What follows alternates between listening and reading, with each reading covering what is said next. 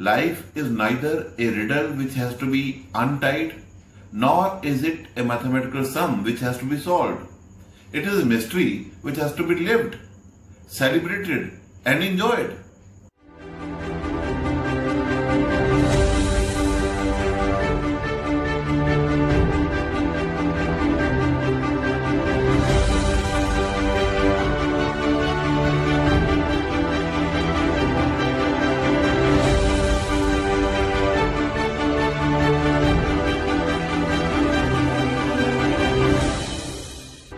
बहुत प्यारे दोस्तों, आज मैं अपनी बात एक छोटी सी कहानी सुना के शुरू करूंगा।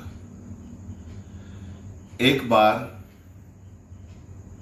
एक सेंटीपीड था जो रोज सुबह सैर करने जाता था।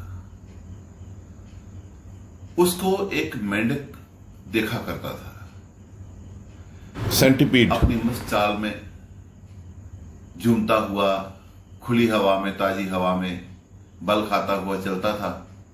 मेंढक उसको देख के बड़ा हैरान होता था। रोज उसको देखता था, उसके मन में यह आता था कि मैं इससे एक सवाल पूछूं। एक दिन हिम्मत करके मेंढक ने सेंटीपीड से पूछ लिया कि अंकल, मैं बड़े दिनों से आपको देख रहा हूं, आपसे बात करना चाहता हूं, क्या मैं आपसे एक सवाल पूछ सकता हूं? सेंटीपीड ने कहा, पूछिए, बताइए क्या बात है। उसने कहा कि मैं रोज आपको देखता हूं, आप बड़े इत्मीनान के साथ, आराम के साथ चलते जाते हो। आपकी 100 टांगे हैं, 100 पांव हैं। मेरे तो सिर्फ 4 ही टांगे हैं, 4 पांव हैं। मुझे तो चारों में से समझ नहीं आती कि कैसे छलांग लगाऊं, कैसे कूदूं, कैसे चलूं।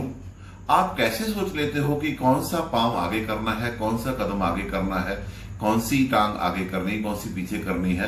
मैं इस बात पे बड़ा हैरान हूं। सेंटीपीड मेंढक के सवाल को सुन के बड़ा हैरान हुआ। उसने कहा, क्या कहा? उसने कहा, हाँ, आपके 100 टांगे 100 पांव हैं। मेरी 100 टांगे 100 पांव हैं से? सेंटीपीड ने फिर पूछा। उसने कहा, तभी तो आपका नाम सेंटीपीड है। आपकी 100 टांगे 100 पांव हैं। सेंटीपीड बैठ गया, अपनी टांगों की तरफ देखने लगा, हैरान होकर सोचने लगा कि अच्छा, ये कैसे होता है। वो उठ के चलने लगा और सोचने लगा कि कौन सी टांग आगे करूं, कौन सा पीछे करूं। लेकिन सोचते सोचते इतना परेशान हो गया कि वो चल नहीं सका। वहीं बैठ गया और सोचता रह गया। यही हाल कुछ हमारा भी है। हम सोचते ज्यादा हैं उन प्रश्नों के बारे में के बारे में हमें सोचना चाहिए नहीं। जिंदगी में बहुत से ऐसे काम हैं जो अपने आप हो रहे हैं, हमारी बेहतरी के लिए हो रहे हैं। उनके बारे में बहुत ज्यादा परेशान होने की जरूरत नहीं है। जिंदगी कोई उलझी हुई पहेली नहीं है जिसको सुलझाना है। जिंदगी कोई गणित का बहुत मुश्किल सवाल नहीं है जिसका समाधान करना है, हल ढूंढना है। जिंदगी एक रहस्य है, एक मिस्ट्री है जिसको जीना है। Life is neither a riddle which has to be untied, nor is it a mathematical sum which has to be solved. It is a mystery which has to be lived, celebrated, and enjoyed. बहुत सी चीजें हमारी intuition और instinct से होती हैं। Intellect का काम तो है सिर्फ इंटरफेयर करना, और ज्यादातर वो कॉम्प्लेक्सिटी क्रिएट करता है। तभी तो ये जो जिंदगी के ज्यादातर आवश्यक और महत्वपूर्ण काम है वो अपने आप हो रहे हैं। हम खाना खाते हैं, उस खाने को कौन खून के अंदर परिवर्तित करता है, और उसके बाद कौन फैसला करता है कि हमारे कौन से अंग में कितना खून जाए।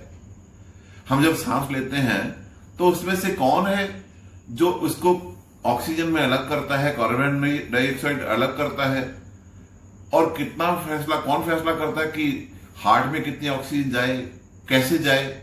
ये सारे काम जब हम सो रहे होते तब भी हो रहे होते हैं। हमारी जिंदगी के लिए जो भी महत्वपूर्ण काम है वो अपने आप हो रहे हैं। इसके लिए हमें बहुत ज्यादा परेशान होने की, सोचने की जरूरत नहीं है। मौसम आ रहे हैं, जा रहे हैं, नक्षत्र घूम रहे हैं, सब अपने आप हो रहा है।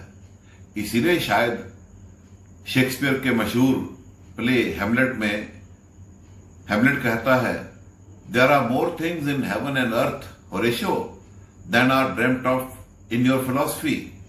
बहुत सी बातें हैं जो हमारी समझ में नहीं आएंगी, ना ही आ सकती हैं। न्यूटन ने जब लॉ ऑफ ग्रेविटी निकाला और बताया कि सेब नीचे क्यों गिरता है दरख्त से, तो लोग बड़े प्रभावित हुए।